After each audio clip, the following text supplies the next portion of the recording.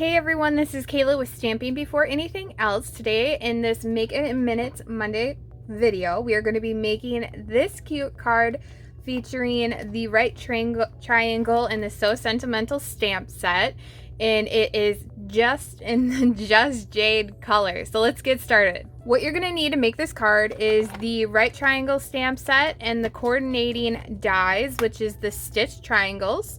You're going to need the So Sentimental stamp set and the coordinating dies, which is Stitched So Sweetly, Just Jade ink, the In Color 2020 to 2022 enamel dots. You're also going to need your basic card base of 5 1/4 by 4 inch piece of Whisper White, and then the Just Jade 2020 to 2022 In Color ribbon. The first thing that I'm going to do is I'm going to stamp our triangle design in the Just Jade ink on the 2 corners of our Whisper White piece of paper, leaving a little bit of a gap.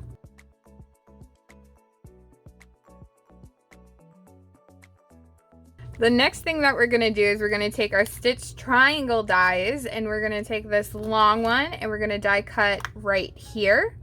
And we're going to die cut right here, making sure to leave a little bit of a gap from the stamped image.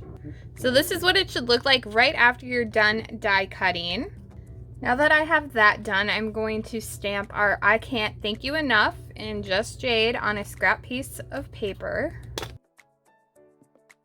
And we're going to take our coordinating dies, the Stitched So Sweetly dies, and I'm going to take the second to the largest and the largest dies out.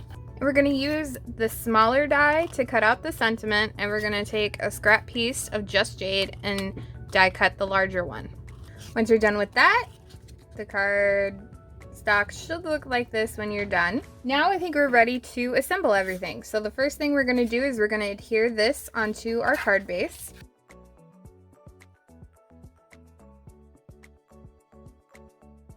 We're going to adhere this Whisper White onto our die cut Just Jade.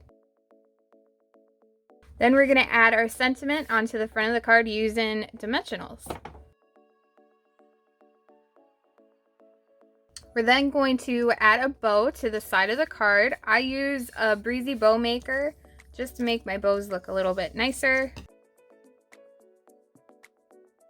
We'll then adhere our bow on using a glue dot.